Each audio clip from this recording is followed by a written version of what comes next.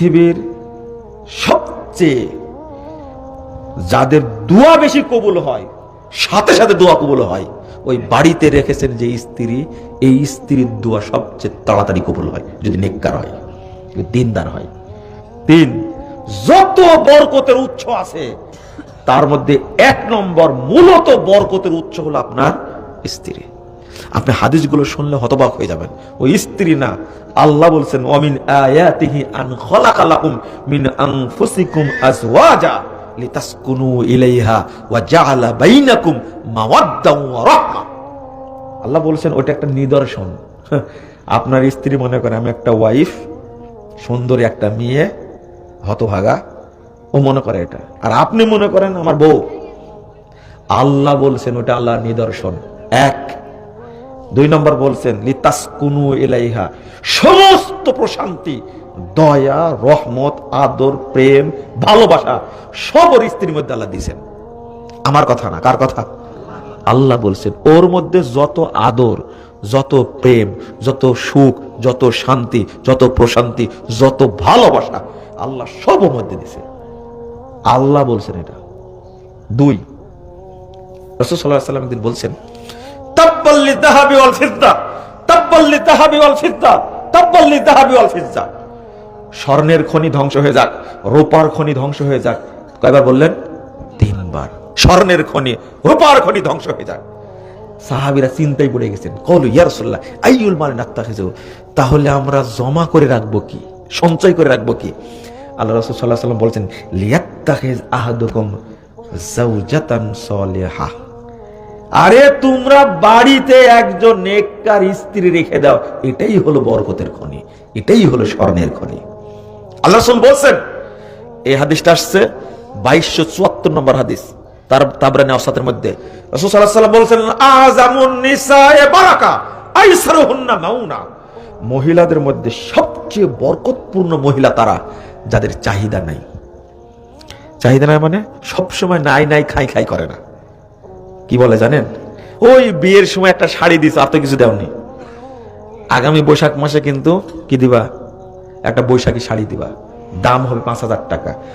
যেদিন আপনার বই কথা বলবে বুঝবেন এর মধ্যে কোনো বরকত নাই, কোনো বরকত নাই, কোনো কল্যাণ নাই। এরকম বউ আছে নাকি বাড়িতে? নাই নাই নাই, আছে? ও আল্লাহ, প্রত্যেক বাড়িতে আছে। ও সারাদিন বলে এটা লাগবে, ওইটা লাগবে, এইটা নাই, ওইটা নাই। দেখো তো অমুক লোক ব্যাংক থেকে লোন নিয়ে কত বড় বাড়ি করেছে। স্ত্রীর অবস্থাটা এমনই, যেদিন বুঝবেন যে আমার ওয়াইফ এরকম খাই খাই করে, ওই দিন বুঝবেন এর মধ্যে কোনো বরকত, কোনো বরকত নাই। 2, রাসূল সাল্লাল্লাহু আলাইহি ওয়াসাল্লাম বলছেন এটা কোথায় নেবেন? হাদিসটা কোথায় রাখবেন? 1445 নম্বর হাদিস, মুসনাদ আহমদের মধ্যে এসেছে।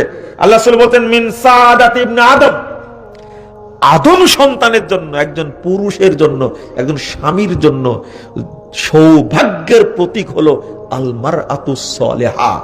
যদি নেককার স্ত্রী থাকে ওই পুরুষ হলো ভাগ্যবান মানুষ, সবচেয়ে সৌভাগ্যবান মানুষ যার স্ত্রী কি দিনদার। চিন্তা করেছেন, স্ত্রী দিনদার হলে সন্তানগুলো দিনদার হবে, সন্তানগুলো কাজে লাগবে। ওই যে কিছুক্ষণ আগে বললাম না, ওর মা ওকে জন্ম দেয় কি করেছে? ভুল করেছে, বললাম না? স্ত্রী ভালো হবে। সন্তান খারাপ হলে 1 নম্বর দোষ হলো কার? মায়ের। একটা স্পষ্ট মনে রাখবেন, পুরুষের মধ্যে বরকতের কথা কই বলেছেন? এই কোথায় বলেছেন আল্লাহ রাসূল? পুরুষের মধ্যে এই বরকত আছে, এই বরকত আছে, এই বরকত কোথায় বলেছেন? এটা আমার জানা নাই, কিন্তু একটা মহিলার মধ্যে একটা বরকত রাখছেন। আল্লাহ রাসূল বলেছেন ইন্না দুনিয়া কুল্লাহা মাতা ওয়া খায়রু মাতাইদ দুনিয়াল মারাতুস সালিহা। 3232 নম্বর হাদিস, নাসাই খুলেন আপনি। পৃথিবীর মধ্যে সবচেয়ে উত্তম সম্পদ হলো কি? মহিলা, নেককার মহিলা, আল মারাতুস সালিহা। যত সম্পদ আছে তার মধ্যে সবচেয়ে উঁচু মানের সম্পদ কে? বরকত। ওর মধ্যে সব বরকত আছে। আল্লাহ রাসূল বলছেন ওয়ামিন শিকওয়াতি ইবনে আদম। এবার কোথায় যাবেন? আর একজন পুরুষের দুর্ভাগ্যের প্রতীক হলো আল মারআতুস সু, খারাপ স্ত্রী। লেন এবার, যে স্ত্রী সেজে গুজে মার্কেটে যায়, বুঝবেন আপনি ওই স্ত্রীর মধ্যে কোনো কল্যাণ নাই। ও থাকার কারণে আপনার বাড়িতে বরকত হয়নি, এটা কি জানেন আপনি? মনে রাখবেন, 30 বছর যাবত পুষছেন ওকে আপনি, আরো 30 কেন, আরো যদি 10-30 বছর পুষেন আপনি, কোনো বরকত হবে না।